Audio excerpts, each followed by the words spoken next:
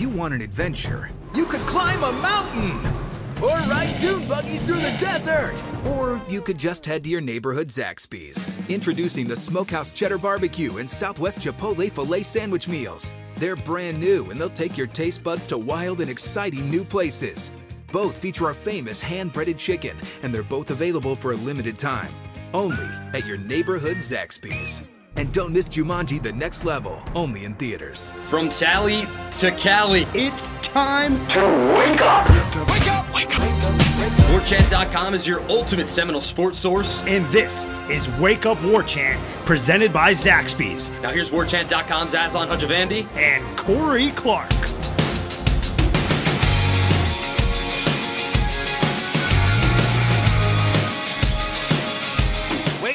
What's up, everybody? It is Wake Up Warchant presented by Zaxby's. I'm Aslan. He is Corey. We are in the South Tallahassee offices. We're actually at Warchant headquarters recording this show.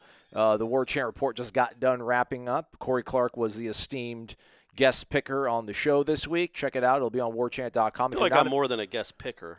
I'm an analyst. Yeah, no, I didn't mean to sell you short. I'm like Keith Urban rolling into the game day set 5 minutes before the show goes off the air. You're the franchise. I guess Keith Urban probably wouldn't be is he Australian? Yeah, mate. Yeah, he wouldn't. Why would he ever be on College Game Day? I think I meant Toby Keith. All right. Yeah, he's an Oklahoma guy, right? Yeah. Yeah, so he'd be a College Game Day guest picker. Anyway, go ahead with the promo. Sorry. FSU New Era. Mm-hmm. FSU New Era gets you 50% off an annual membership to warchant.com. Probably won't be FSU New Era. Probably won't be the Stoops era.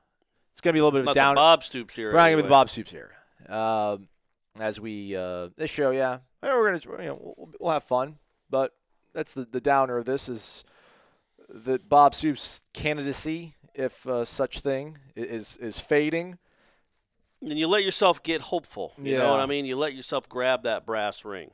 Man, the people at Florida State thought it was a very good shot. Right. 48 hours ago. Yeah, really did. Yeah. You know, Gene and Ira have it really as good a sources as you can have and with stuff like this. And, yeah, they felt good about it. They really did. So, who knows? But you know what? There's still a lot of good candidates out there. You know who I'm pulling for? Yeah. By hook or crook. That kid at Clemson. How old is he, the kid at Clemson? I say the kid at Clemson. He's older than me, I guess, and he's got to be close to mid-40s, right? He's got a kid in college. He looks like a younger Todd Stroud almost. Like he looks like a kid to be like Todd Stroud's younger brother. He being Brent Venables. But some quick background on things. 48. 48? All right, We'll take that. A little wiser than Willie in age. Older, yeah. A little wiser, seen a couple more things probably. But, yeah, the sources that Gene and Ira have, I mean, the lane that they're driving in is just so much more dialed in than what you folks are probably reading secondhand from a tweet from somebody else or what have you. But, a representative from the Stoops camp was in Tallahassee on Monday night and was having dinner with a representative from the search firm the Florida State officially announced they were interacting with on Tuesday, as well as people from Florida State. So the fact that a representative from Stoops' camp was in Tallahassee to talk about the job, just that was a smoldering fire of rumor or gossip. Well, no, it really happened, but that's what fueled the hope, the anticipation. Because, yeah, in terms of like home run hires, I don't know, was you and I joking about it, or maybe it was Ira, I don't remember. As you said, it's funny how we don't remember these conversations that we had just days ago or whatever. But we remember the conversations, just not who they're with. Yeah. That's pretty narcissistic of both of us. Like we just remember the things we say, but we don't even remember. The other people are just faceless. I'm terrible at that, but I am horrible with names, by the way. I'm the worst. Like, I'm not very good either. When we do these events, like, hey, my name's Christopher. Nice to meet you, man. Like, oh, cool.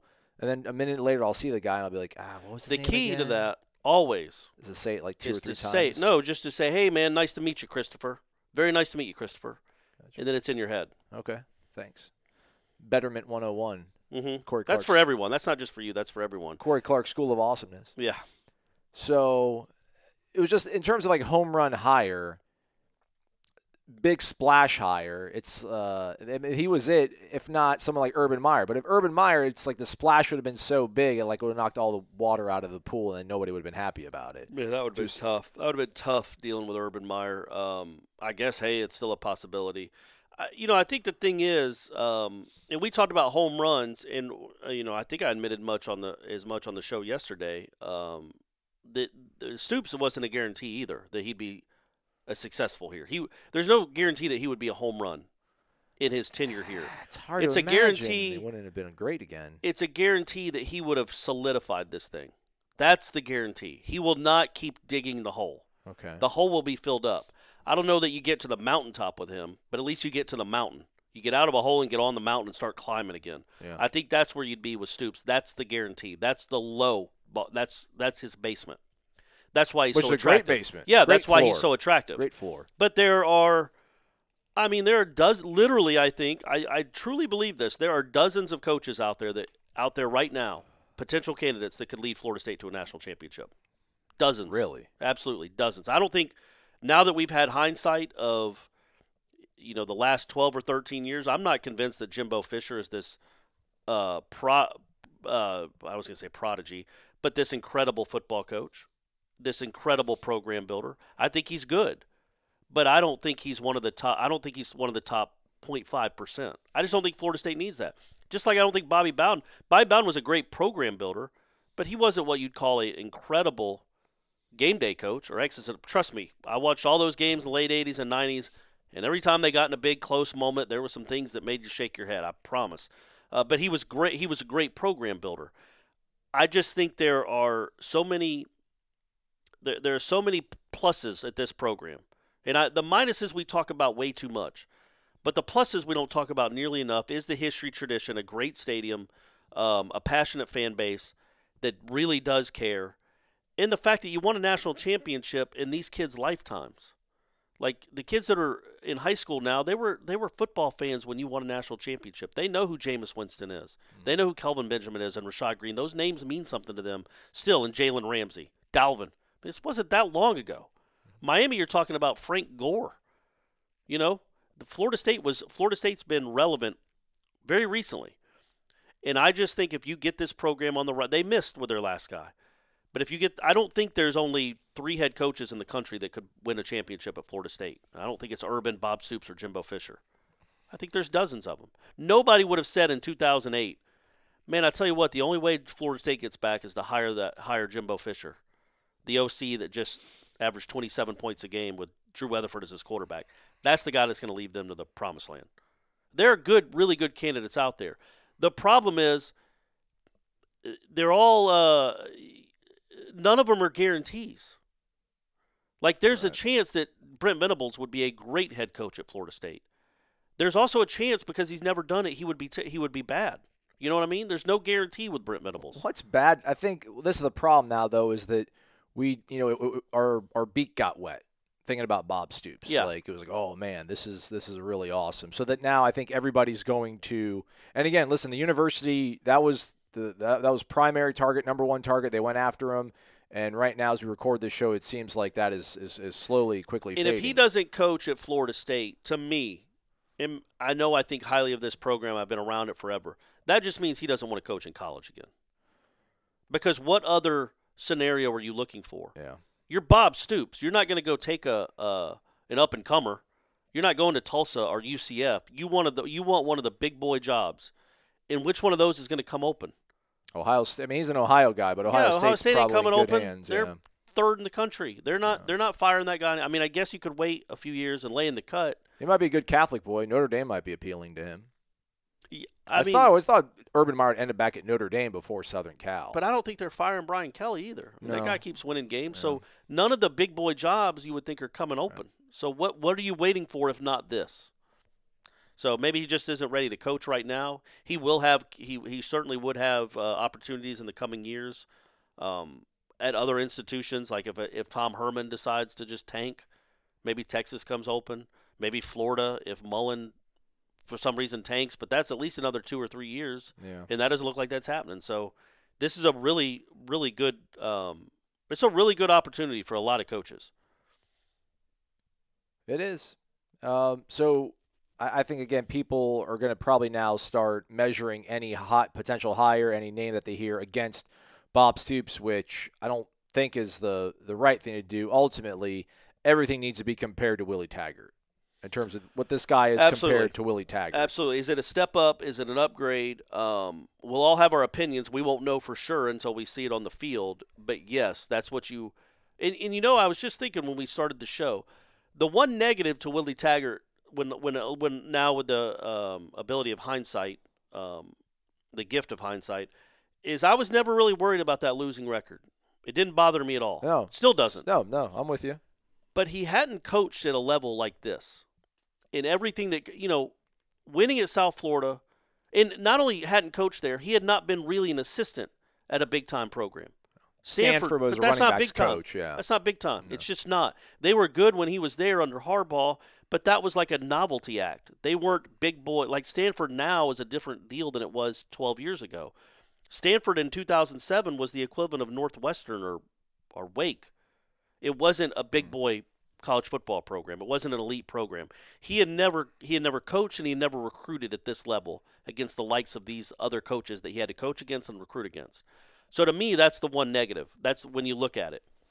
When you look ahead at all these candidates, any of them, even Mark Stoops, has coached at this level.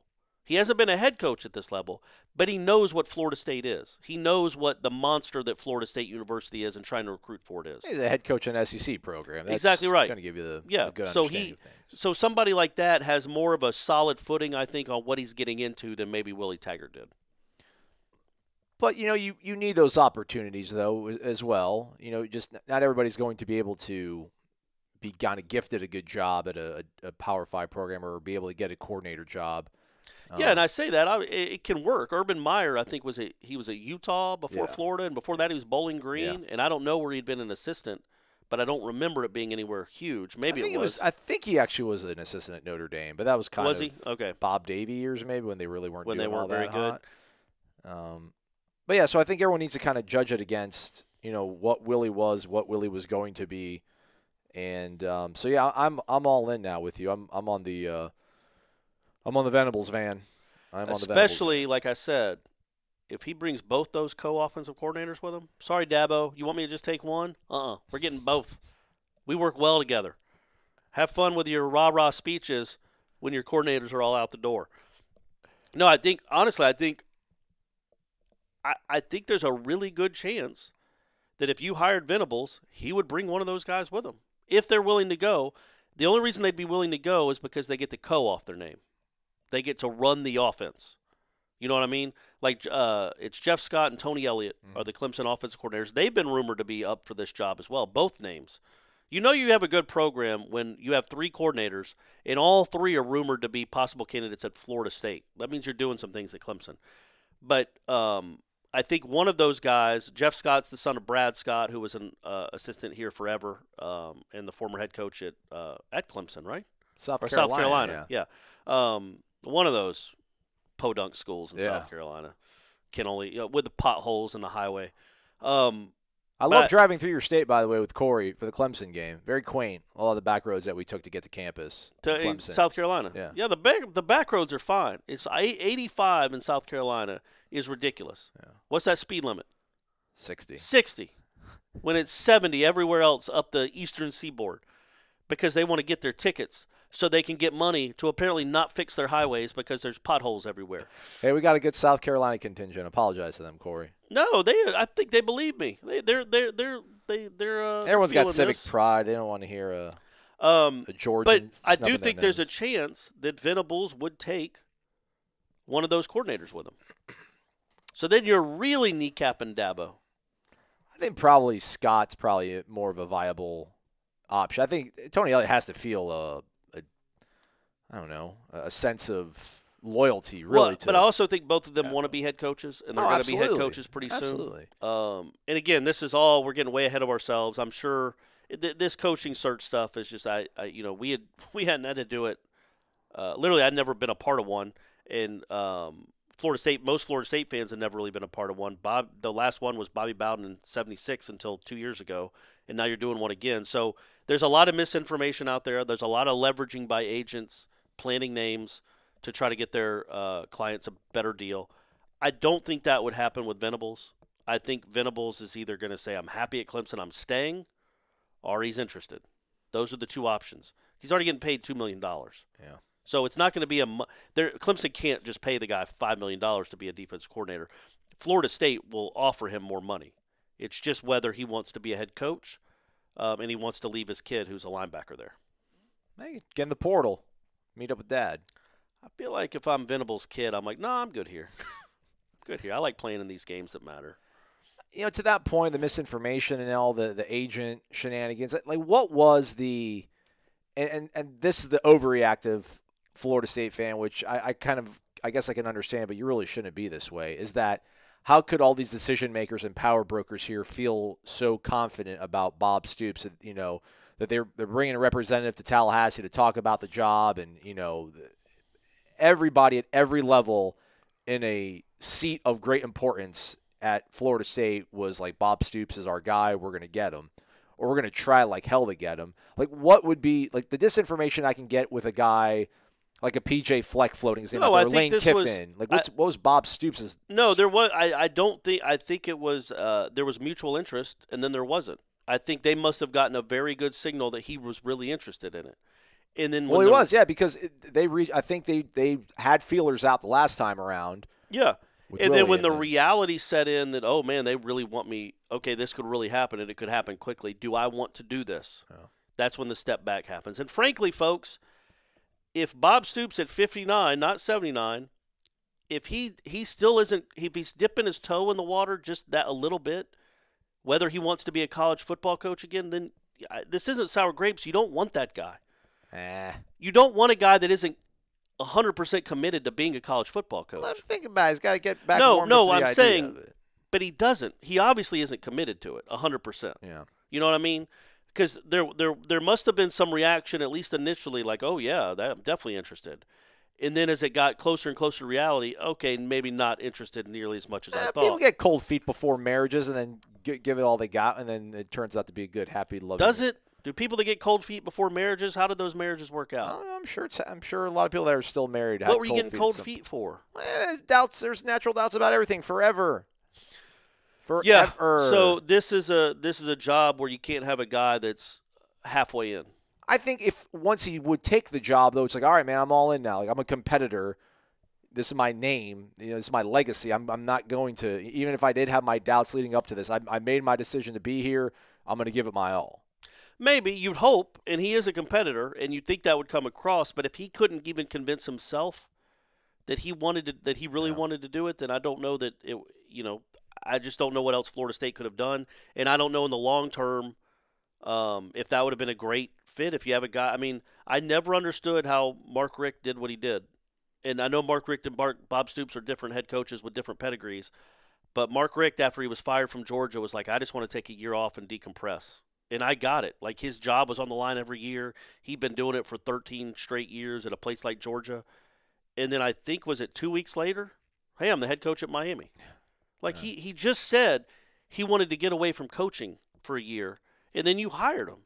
And how'd that work out? Not great. Not terrible either. I mean, he was there for 3 years and got fired. They got the Power 6 or New Year's 6 Bowl. Right. Then he didn't get fired. I thought he quit. No, he got fired. Why would he have quit? Why would they have fired him? Well, because he went 6-6 last year. After coming off a New Year's 6 bowl game, he's beating Florida State 2 years in a row. I think he was told that he had to make changes to his. It was like a morality sort of thing. Like, he had to do some stuff, and like he had to get rid of his kid and make some changes. Like, I don't want to do that because things weren't going well. Things weren't going well at Miami. Is my overall point. They had lost whatever they had lost. Listen, 8 of 12 games to Power 5 teams. Well, no, Miami Hurricanes coach Mark Richt abruptly announces he is retiring. Right. He was fired at Georgia. He retired at Miami. Either way, it didn't work out at Miami. And I guess that's even more to the point.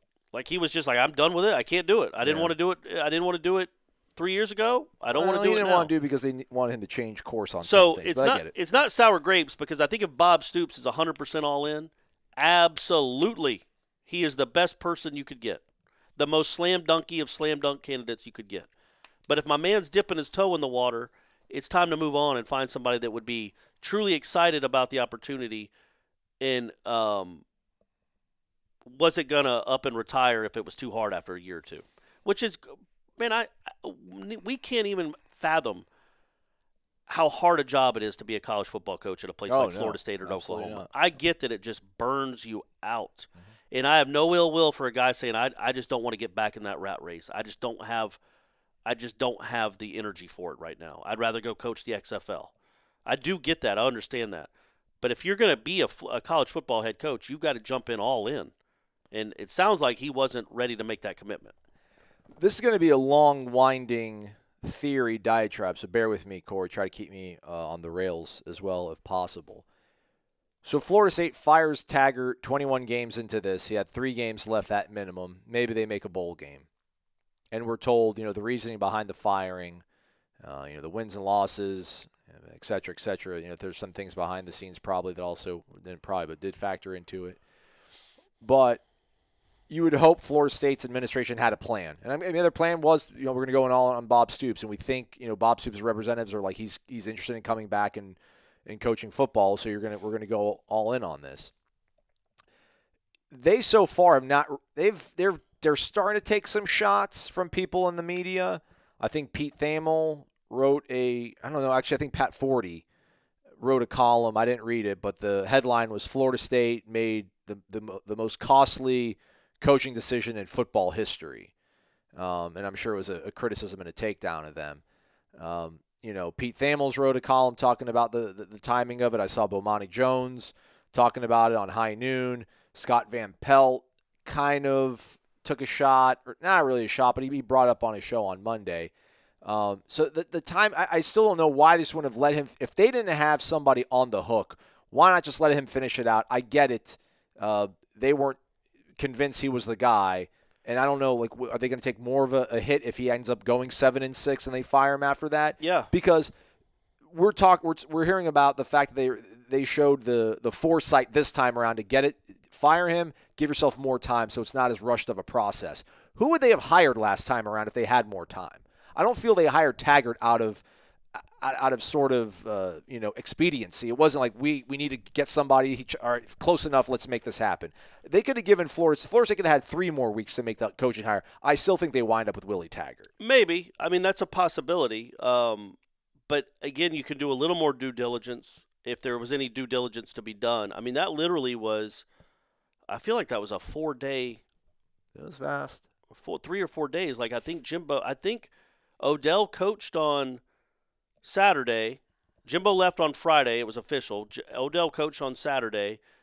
I feel like Willie was hired by the middle of the next week or later that next week. Like I think we were meeting. I think he with got him hired on like December 7th, and that game got rescheduled for championship weekend. So yeah, like it was 4 probably days December later, right? 2nd or 3rd, and then he was here on the 7th. I think that's a really short window. This just gives you more opportunities to evaluate, more opportunities to interview. They were in such a time crunch because they didn't want to lose whatever that recruiting class was. They really did. It's just bad luck. But the first year of the early signing period was that year where your head coach bounces 10 days before signing day or 20 days, whatever it was. Very short window. That was really bad luck. If signing day had been in February, what's the rush? There really wouldn't have been a rush. If signing day's in February, there's no rush at all. You take your time. You're right. Willie Taggart was a hot name, man. Florida he was rumored to be going there. He was rumored to be going to other places. Like Willie Taggart was a hot name in the coaching community, and he was at Oregon. Yeah, Oregon wanted to keep him. They offered him more money. Yeah, and Oregon had just played top. For 2 national titles in the last 7 or 8 years. So it's not like he was at UTEP. So I don't know if that would have changed. But I do know in this instance, when you know it's done, and you know you're going to be looking for another coach no matter what this guy does, I don't like we talked about in the Warchant report, I don't like the sneakiness of let's do all these back channels while we still have a head coach. I don't think that's how you play the game. I don't think that's it. I don't think that's the way you handle yourself as an administration, because rightfully a coach might be, well, don't you have a head coach? And Jimbo used to always say that. Man. Like, I'm not talking about LSU because they have a head coach. Yeah, did that really affect him? That's what affected him? That's why he didn't go to LSU, because they had a coach at the time? No, it's not, but it made LSU look bad. And I think Florida State did. That, especially the Thanksgiving thing from like 2 or 3. That LSU looked awful in that. Well, because they had pretty much announced that they had Tom Herman. Yeah, well, after they had already pretty much said they're going to have Jimbo Fisher. And they ended up with They end up with the guy they end up with, and now they're number 2 in the country. So who knows anything? But I do think in this instance, Go Tigers. They got a big game. We're going to need it. We're going It's to need a a big 3:30 game. 3:30. I can't believe that. What the hell, CBS? It's perfect though, right? It's right after write a little recap of the Florida State big win at Boston College to probably 3-0 Dell. 3-0 Dell and get to bowl eligibility, and then you just tune on LSU Alabama. Tune in LSU Alabama. So I do think you just don't want to be that administration that knows you're firing the guy and is going through all. You've already been in touch with the search firm. Because you don't want that to get back to Taggart. You don't want to get that out there that you're looking for a coach. Yeah. I mean, I do. I just think that perception is gross. If you know you're going to make if you know you're firing him no matter what happens, because you're certainly not winning at Florida, just rip the Band-Aid off. Well, my concern more is just the sort of negative PR and pushback they're going to get. I'm sure they're going to get massacred on game day about firing him, but, How could that be? How could that be with what Herb Street said on Saturday night? How could that be that they massacred? Herb Street thing was ridiculous, and I didn't run it out of context on the program. I ran a clip of it, but it's funny because he's like, I don't want to talk about them. They're horrible. They play terrible. They're so selfish. Willie Taggart, great man, humble dude, great he deserves coach. Better. It's like, what are you talking about, man? This is his program. Yeah, it was ridiculous. That's the whole thing. Like he's smashing Florida State. He's like, oh, Willie Taggart's a great dude. Love him. Florida, fantastic human being. And then, I'm sure, and he's like, I don't want to talk about them anymore. And he's going to be like, I know I said that on social media, but with them firing him, it's incredible that, I'm sure they're going to get hammered on that. But ultimately, you can't worry about what other people are going to say about you when you're running your business. But I just wonder if, let him, if he would have. They also got hammered for the way they handled Bobby Bowden. Yeah. How'd that work out? Right. They got hammered. I remember, and I've said it before. You guys have all heard it, so tune out if you want to for the next 35 seconds. Snack on your Zaxby's. Gary Danielson calling Florida State the JV against Florida State. It's like watching the varsity against the JV on Tim Tebow's senior day. I heard Gary Danielson 3 days later after he'd been fired saying how unfair it was to a legend to have him go out that way. It's like, man, who are you? You just compared his program to a JV program, and now you're saying it's unfair? Kirk, you just said you're done with Florida State because all they want to do is fight. And all they do is talk trash after a big game. Chirp is what he's saying. Yeah. But now he did say fight too. Yeah, it's like you just want to be you. Why don't you go join the UFC, guys, if that's all you're interested in is fighting? Those were his exact words. And then now you're going to say when he's fired the next morning, you're going to be like, well, how'd they do that? How can you do that? Didn't have enough time to fix it. But nonsense. It's nonsense. And you don't care. You're not invested. The people that pay the bills around here are very invested in this program, and it wasn't getting any better, and they don't owe Willie Taggart anything other than a bunch of money. They owe their fans the best possible product they can give them, and it doesn't matter what Kirk Herbstreit says in a Winnebago drinking a cold one after watching a game that mattered. When's the last time Herbstreit was here? The Virginia Tech game? I don't even think they did that. I don't even think they were on the call for that game. Probably Notre Dame. Maybe. 14, man. He hadn't been here a lot lately. Maybe 16 Clemson. And so that tells you everything you need to know about the state of the program. Kirk, you hadn't been here in a while, man. Yeah. So you can say you're done with Florida State. We know you're done with Florida State because you haven't been here for a big game in 2 or 3 years, and the people here want to get back to that. So don't give them grief for making a change after 21 games. Whether it's fair or not, they don't think he was turning it around. And they need to get this thing turned around. There, off my soapbox. Yeah! Off my soapbox. Let's go! Off my soapbox. Let's go! And screw you too, Gary Danielson. Calling him a JV team. What's the matter with you? That's 10 years in the making. I do like how Kirk Herbstreit got off his whatever he does Monday through Friday to reach out to Bob Stoops to see if he's coming to Florida State just to stick the knife in the Florida State fans. I don't believe in this whole anti-FSU bias at ESPN, but like stuff like that happens, and you're like, man, come on, Herbie. Oh, I'm sure it was like, man, who do these fools think they are? They think they're going to get Bob Stoops. I got to see if this is true. I think it's him having anxiety too, about like, oh man, I just slammed them and said how terrible they are. Now they're about to hire Bob Stoops. I'm going to look like an idiot. Yeah, I think it's absolute what it's like, dude. Bob, come on, man, tell me you're not going to go there. Yeah. And Bob's like, I'm not a candidate. But hey, Nick Saban said he wasn't going to be the next head coach at Alabama. There you go. Look what happened there. Is he still there? I think so. Okay, they're still doing well. Good. But yeah, so the crux of this podcast, and we're going to have Michael Langston jump on here in a minute to talk about recruiting. He was actually out in Jacksonville talking to Jeff Sims, the heir apparent. Also, what do you think about the headline, Deja Vu? Like Odell, Deja Vu? Coach, not? No. I mean, I get it now that you say it like that, Deja Vu. Odell, Javu. So for like if they win, Yeah. maybe. I don't know. I mean, it's all right. I like 3 and Odell better. Okay. But Deja Vu's not bad. Ira will be up there. He'll write a better headline than I will. Probably. Bob Stoops candidacy fading. This program, which again, this is not any inside info. We're all in on Brent Venables now. I've come around. I'm all in Brent Venables. And if he wants to bring a coordinator with him from Clemson, that's just an added bonus. So I'm not married to that idea. But apparently, we can say it on the program because it's going to be said on Warchant Report. I mean, Gene, I think, said that if this doesn't happen with Stoops, like that's the guy that they're going to reach out to next week to try to interview is going to be Brent Venables, right? Yeah, He said yeah. That, so. I know people want to splash higher, but I was talking to a friend. That's a really good hire, man. That is such. I can't. Again, you have to measure it against Willie Taggart. How does Brent Venables do worse than Willie Taggart? No. He's not going to recruit any worse.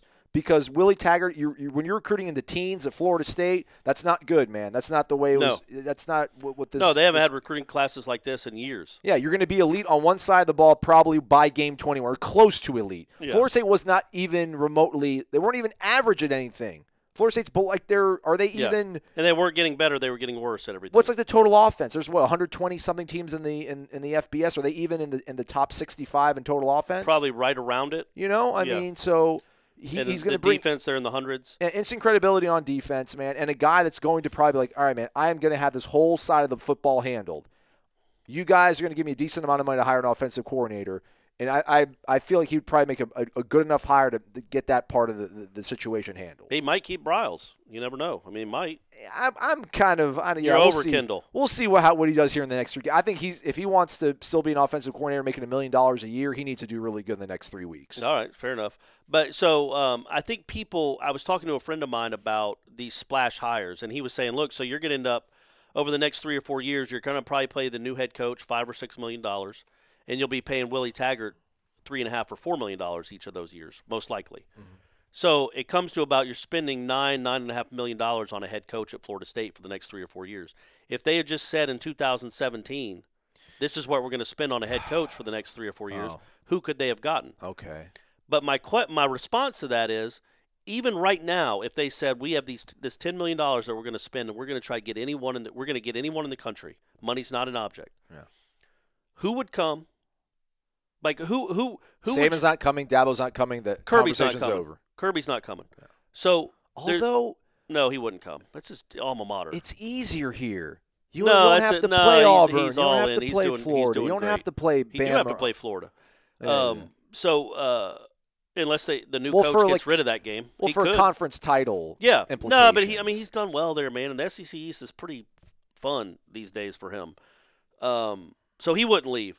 There are no guarantee home run hires, even if money was no concern. Money wasn't the object. But you know what I mean? Like, you're going around the country saying, man, what if we could just buy any head coach we wanted, who would we get? Well, who would you get? Who would come here that would be a home run? I think Kirby would do great here. Mm-hmm. And I think, obviously, Saban would do well, Urban would do well, but they're not coming anyway. So that money is kind of irrelevant. It is. Like, you don't need a splash head coach guy. And the reason I brought that up was – you need a splash head coach. You don't need money, though. Right. And you don't need a guy that's done it. You don't need a guy that – it's good. You don't need a guy that's proven it at the highest level. You just don't, because they aren't out there. Right. Except for Bob Stoops. Would James Franklin – I think he'd be a good coach here, but even if he was going to leave, is he a guarantee that he works here? He's better than Taggart, but is he a guarantee that he works here? I don't know. And would he leave Penn State for Florida State even if you offered him $10 million? Maybe. My point was there's just not many. He's not worth it, though. His results exactly. His guaranteed results are not worth it. There aren't many head coaches on that list where you're like, gosh darn, that's the guy we got to go after. My point being, you can hire a really good assistant coach, and it might not blow you away right now in the moment. Like, another assistant, we're going to get an assistant. Well, number one, the last assistant coach you hired here worked out pretty well. But then also to Sean at The Athletic, and I mean, I could have done this research too, but he did it, so I'm going to credit him. He listed the top 10 teams in the AP, who their head coach is, and what their position was before they took over. So obviously we know what Nick Saban was. Orgeron was a D-line coach. Ryan Day at Ohio State was the offensive coordinator. Dabo Swinney was a receivers coach. Franklin was the Vanderbilt head coach. Kirby Smart was a defensive coordinator. Cristobal was an offensive coordinator and an offensive line coach. Kyle Whittingham at Utah was a defensive coordinator. And then Lincoln Riley was an offensive coordinator. Like 5 of those guys had never been head coaches before. Right. You can do that. Oh, absolutely. You've got to make the right hire if you're going to do that. I don't know that other than Venables, maybe one of the OCs at Clemson. Venables to me is the surest thing out of all the assistants that are in the pool to be the head coach because of who he's worked for and the success he's had.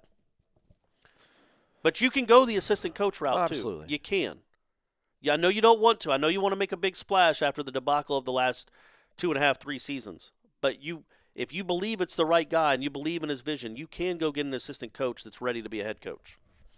It goes back to the point that we talked about on the show Monday, though. Just whoever gets hired, what are they going to inherit? Do they deserve more than 21 games? Or how much of it's going to be they have to show you? As long as they show you better than Progress. What Willie Taggart showed you in 21 games. You've got to see progress. You can't. I tell you what, it'd be a good idea to sign a prep quarterback. That'd be a really good idea. That's my free advice to whoever becomes the next head coach. In your first 2 recruiting cycles, get one. And recruit at a level that's commiserate with Florida State and what Florida State's expectations are. Commiserable? Commiserate.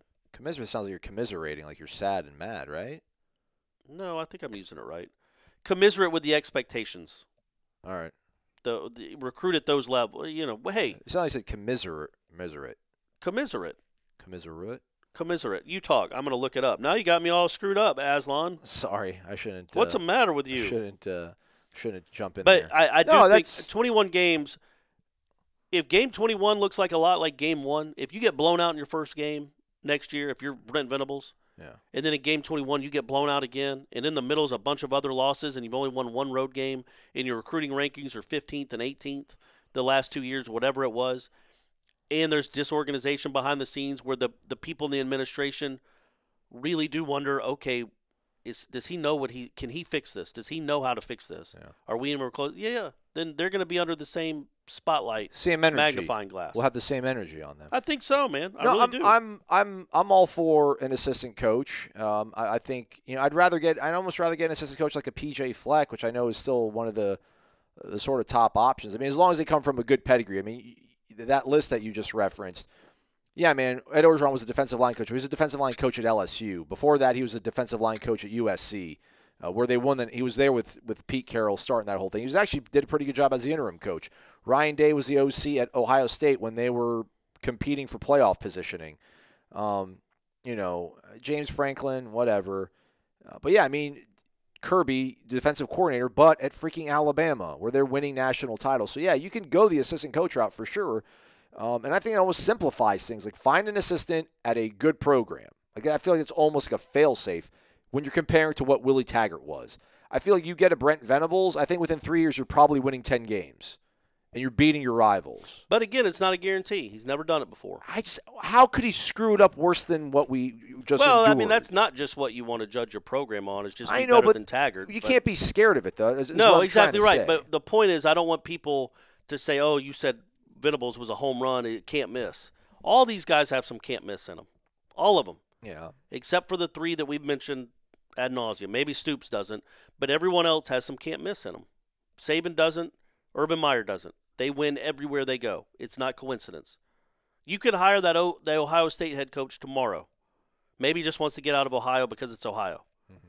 It's like, I just can't deal with this weather and these people. It's gray all the time. It's just gray. Where's the sun? Yeah, and I want to go live in the Sunshine State. I'm going to Florida State. There is no guarantee that Ryan Day would be a success at Florida State.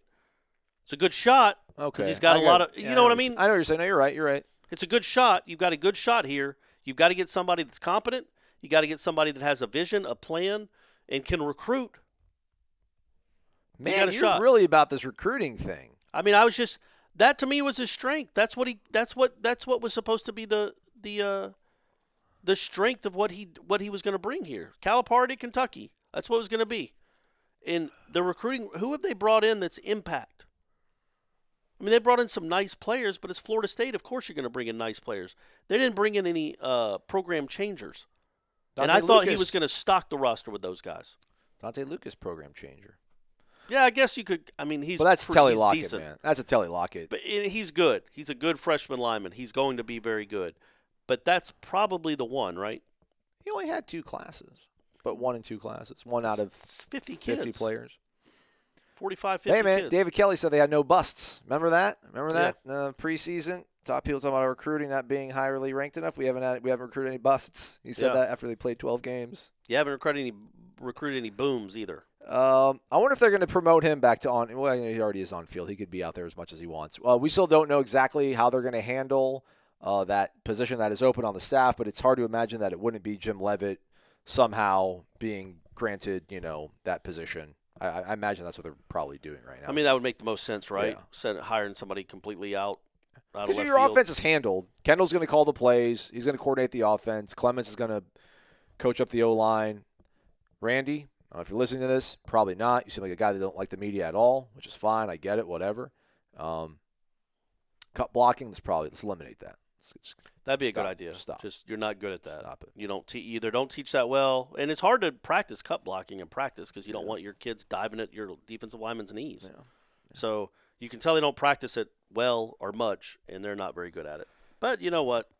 Hey, and you know what? Basketball season kicks off today. Tips off. Kicks off. You're right. That's not the right phrase. Welcome to where's that's Pitt play? NBA. Still though, That's it's basketball. John Tesh. It's basketball. You know John Tesh wrote that? Really? Yeah. Former Man. Entertainment Tonight. Yeah, I he know wrote John that. Tesh. Yeah. Teshy babe. All right. There's a really funny YouTube clip of him playing it at like Red Rocks. Man, people would go thousands of people would show up for a John Tesh concert. People love some John Tesh. How? I don't know, man. He's a big dude too. He's like a Frankenstein. Yeah. He's like close to 7 feet, I think. Oh, jeez, really? He's enormous. And seeing him playing a keyboard, it's nuts. Did your research flesh anything out in terms of commiserate? No, not that supported my conclusion. Commiserate? Commiserate, but commiserate is a different word, maybe. Okay, you're pronouncing it differently there, I think, maybe. But I don't know how to spell commiserate. Because, commiserate is the only thing I see. Commiserate would be COMMESURATE. I mean, I'm trying. Whatever. It doesn't matter. So, again, use the promo code. Oh, there we go. Commiserate. Yeah. Ooh, it's commensurate. Commensurate? Corresponding in size or degree and proportion. Okay, so I didn't completely make up the word. I was just mispronouncing it. Commensurate. Commensurate. Hey, got to throw it in there. My fault. You trying to make me better every single day, multiple times. I can only appreciate repay the favor that. once. Because we weren't commiserating about anything. Yeah, never. No. Use the promo code FSU New Era. Gets you 50% off an annual membership at warchant.com. And, if you want to know what's going on with the coaching hire, Gene Williams knows. He's only on warchant.com. We're taking a break. Be right back. Michael Langston giving us a recruiting breakdown after this. And if I couldn't get a hold of Michael, then it's the end of the show. But see what happens. At Birch Orthodontics, they know what a difference a beautiful and healthy smile can make in your life. They take the time to get to know you and perform a thorough exam so that they can make an individualized treatment plan just for you or your child. They use the latest technology in a warm and comfortable environment. So whether you are interested in traditional metal or clear braces or clear aligners, they can give you the smile you deserve. They know investing in your smile means investing in your future. And at Birch Orthodontics, they are honored to be a part of your smile journey. Serving Tallahassee for 16 years and supporting the Noles since forever. Check them out at birchorthodontics.com. BURCH orthodontics.com. Welcome on back into Wake Up Warchant presented by Zaxby's. I'm Aslan. Corey, scram. Get out of here. Michael Langston's here. We got the big dog. Time for him to eat. Michael Langston, recruiting analyst for warchant.com and rivals.com, joining us here on the program. Michael, man, this is supposed to, I don't even know what November's supposed to be like for a recruiting dude. But I imagine whatever you're experiencing right now has to be extremely more stressful and busy than it should be. But welcome. Thanks for being here. Appreciate it. I'm glad to be here. You ever notice me and Corey are never in the same place at the same time? It's just I just thought that was cool. That's a really good whatever. It's weird. Anyway, no, it's really difficult to cover, obviously, recruiting when you're going through the season that this has happened, and obviously the news with Taggart. It certainly makes it very difficult, to say the least. Is it any more crazy, or can you compare, I guess, this to 2017 when Jimbo finally left? I mean, is it more hectic? Is it on par? I mean, you tell me. I don't want to put any words in your mouth. I mean, is it any different, or how would you compare the two? Well, I'd say this is a little more hectic because you're talking about kids that have built a relationship with Taggart and his staff that he put together, through a whole year, maybe 2 years since he's been here. With Jimbo, there was more like, hey, let's get somebody that's going to stick that wants to be here. This wasn't a situation where somebody didn't want to be here. It was the job that he did, the previous staff. So it's a little bit different. I still think it's a little bit different because it's harder to solidify, these guys, because you're talking about a new guy coming in, develop relationships, and still be able to hang on to these guys. Whereas, Willie was able to come in and be the softening blow and the softening guy where, hey, I want to be here. I love FSU. And so it's a little bit different. But a lot of that can change depending on who you hire and who the hire is, and just the responses from recruits if, they really like the hire. Like, say, if it's Bob Stoops, I've heard a lot of positive stuff from all the commits. If that were to happen, I get the impression that a lot of the recruits like that, if that were to happen. But until that happens, which we don't know when, Gene's all over that. Gene's a monster. He's all over that. And until that happens, we're really not going to be able to move forward with kind of recruiting. Recruiting's kind of we're standing still, man. I'm like standing at the door, and I'm waiting for somebody to open the door for me to come in, because that's kind of where I'm at right now. Is Odell, do we know if Odell or anybody on staff is still talking to these kids? Odell made mention that they were, when he spoke to the media on Monday, that once news broke about Willie overnight, kind of Sunday, these coaches were still calling recruits, trying to tell them to hang in there and stuff. Do any of the commits, have they heard from anybody, do we know, that are currently on staff? Yeah, I think they've called every commit, and I think everyone on the staff that obviously besides Willie Taggart, I think everyone's been working hard. I think David Kelly's been kind of putting it all together, making sure which guy calls which guy, and they've spent a lot of time, talking to these guys and telling them, like, hang in there. We're working to get somebody, get the right vision, and get this thing going in the right direction. But not gonna lie, it's got to be an awkward position for some of these guys, like for David Kelly and Woody and Dante Pimpleton and maybe even Telly Lockett, of guys that these are guys that Willie brought in. So, yeah. But they're still going to do their job. They're professionals. They're going to work hard. And everything I've gotten is these guys are working extremely hard to keep these guys together. And the feeling I got was even the guys that decommitted, they're still going to seriously consider FSU, and they're going to listen to whoever the new coach is. So they're going to give them a chance to win them over. So, no, I don't know what that entails, where you're going to talk to them, meet them in person, or take an official visit there. But I think they're certainly going to wait and see. When we say wait and see, there's going to be you're going to have some kids that decommit. We've already seen that. But even when you decommit, I think some of them are still considering them, and they'll see who they bring in. But obviously, timing is of the essence when it comes to recruiting. So I think if they can get somebody in the next 2 weeks, that would, I think, benefit them a lot. Michael Langston, recruiting analyst for Warchant.com and Rivals.com, joining us here on Wake Up Warchant, presented by Zaxby's. Michael, you were in Jacksonville on Tuesday talking to probably the most important recruit in this class, the 2020 class. But before we get to that, where does Florida State currently stand, I guess, with decommits since news broke about Willie Taggart's termination? Well, I think they had 3 decommits from my count. Derek Bermudez, a defensive back from Jacksonville Sandwood, decommitted. Isaiah Dunson from over there in Atlanta, Georgia area, he decommitted. And then probably the biggest one of them so far is running back Jalen Knighton, decommitted from them. With Derek, I think I get the impression, the more I was around Sandalwood today, that sounded like a mutual parting. I think his stock had started to drop, and I could see that as being a mutual thing. Obviously, running back Jalen Knighton was not, and that's certainly a big loss. And he's a guy that, even with the new coach, I think he's really going to have to make a big impression on Jalen to give themselves a chance to even get back in it. I think Isaiah Dunson, I could see FSU still pulling him back in. But with Jalen, I think that's going to be a tougher thing. It just sounds like all the relationships were with Willie. So I think it really just depends on what coach you get and possibly what staff you bring in and how he vibes with those guys. But those are the 3 ones so far. All right, let's move on to guys that are still in the fold as we record this, of course. Jeff Sims, quarterback from Sandalwood High School in Jacksonville, Florida. Again, you made the trip to Jacksonville on Tuesday afternoon to catch up with him. What was that conversation like, and kind of how do you maybe characterize, what you feel to think his head is at, where he's at right now currently when it comes to Florida State? Well, that was an interesting one because we all had it planned and everything. I played with his coach.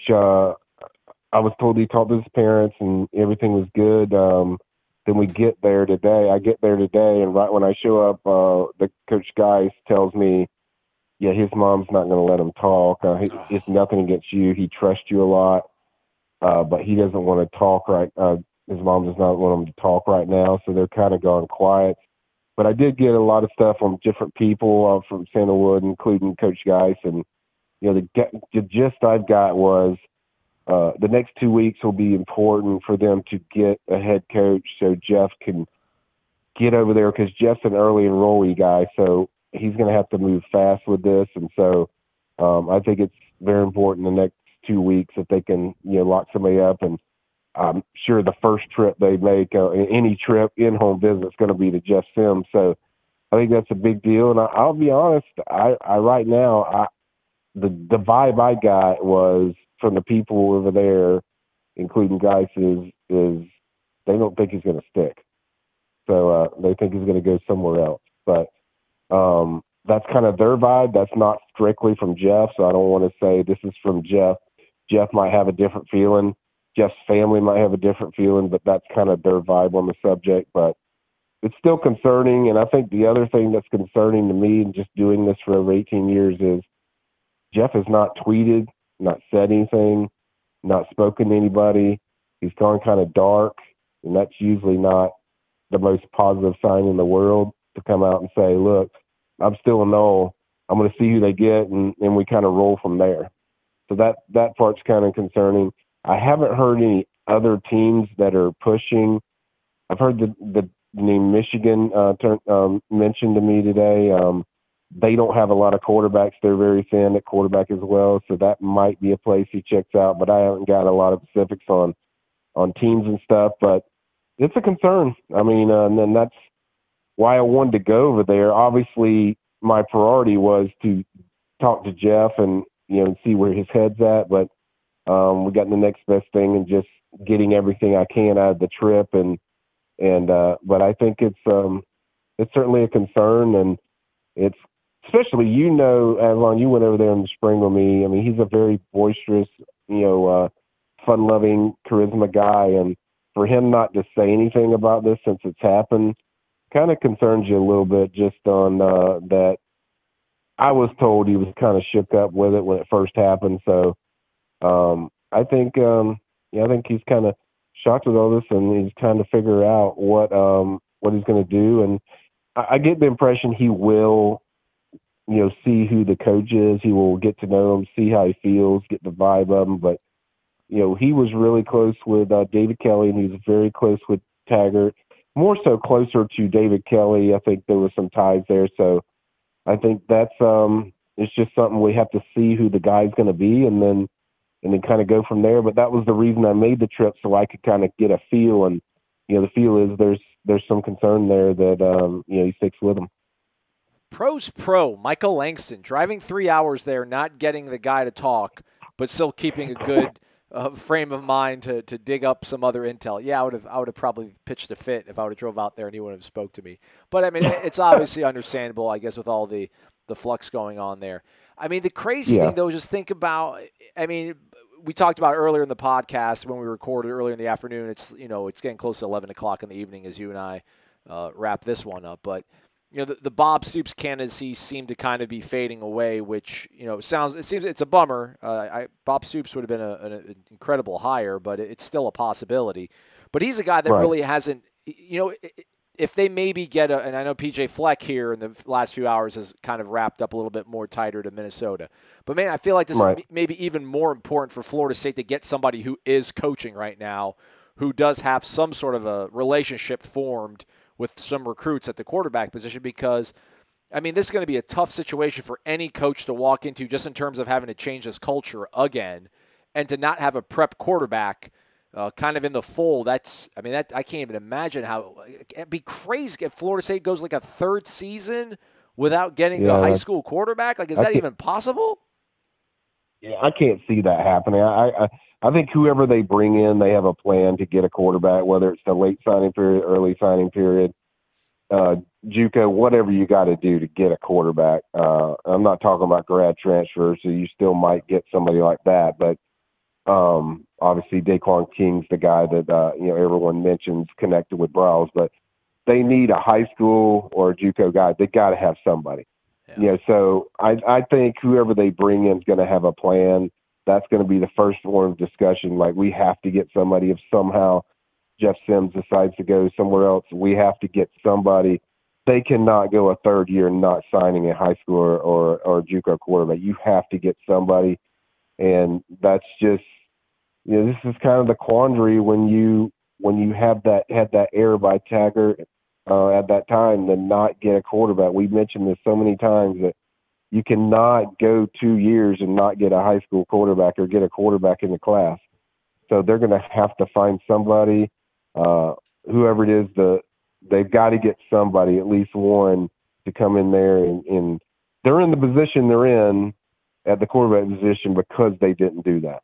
And so, they've been using, Blackman and Hornibrook, and two of those guys are guys that just don't fit what they do. So you're basically trying to fit something in a peg hole with a different object, and it's not working. But this is why I always say you've got to get a quarterback almost every class, because you get in these positions, and I think people are seeing this, but I don't see any way that they're just going to sit back and not, whoever the coach is, and not sign a third quarter. They've got to sign somebody. Yeah, you would hope that whoever does get hired, just the first call they make is to Odell. Like, hey, man, go to Jacksonville. Tell that kid I'm coming. Like, I mean, Odell's going to be invaluable, I would think, here in the coming weeks as they try to get this thing figured out. And, exactly. Before we let you go, Michael, again, I mean, I hope people don't think we're trying to sound doom and gloom, because once Florida State does get a head coach in place, things should start picking up. It's the fact of the matter, man. Like, you can't blame a 17, 18-year-old kid for obviously having big doubts, making the biggest decision of his life, and he doesn't know who his head coach is going to be. And not only that, but there's so many guys on the staff that came with Willie that they're probably not going to be around either. But I mean, the brand of Florida State still should carry the day once they do get a coach in place, you would think, right? Well, that's the thing people forget about it. Everyone's like on the board, like falling apart, like, oh my gosh, we're going to be behind 5 years now if we don't get a coach soon. It's like, first of all, you have to get the head coach right. The recruiting, I mean, this is coming from a recruiting analyst. Right. I've been doing this for 18 years. You have to get the coach right, or it doesn't matter what you do with your recruiting class. So first of all, they got to get that right.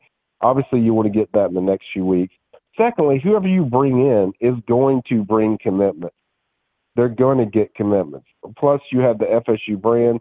You get somebody exciting that the kids like. They meet and they say, man, I want to take an official visit there. You start getting commits and it starts rolling. It's not going to be doom and gloom where you're not going to get anybody. You're going to start getting – that always happens where if you get a new coach, you're going to get more excitement. You're going to get commits. So commits are going to come. So, yeah, I get it, guys.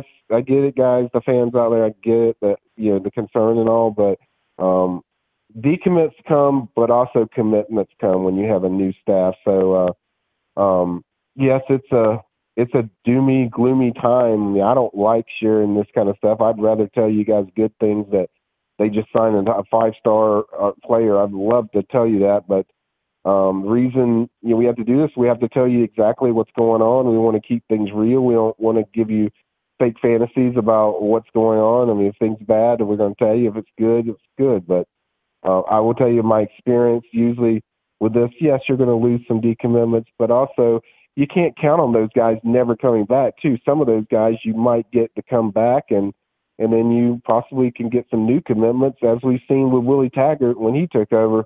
You got Trayshawn Harrison, you got Jaden Woodbay, you got Jordan Young. Those guys came at the last minute, so you can get new commitments. So main thing is just hang in there, and when the coaches get in there, then this thing will really get exciting. But as of right now, we're just kind of, as I said, I'm in a holding pattern, and I'm waiting just like you guys are, and to see who it's going to be. Michael Langston, recruiting analyst for Warchant.com, joining us here on Wake Up Warchant, presented by Zaxby's. Michael, thanks for your time as always, man. Appreciate it. You got it. Everybody, thanks for listening. He was Michael for Corey. I'm Aslan. Thanks again for listening, everybody. We'll catch up with you all tomorrow. Renegade Express. Leave your questions on the Tribal Council.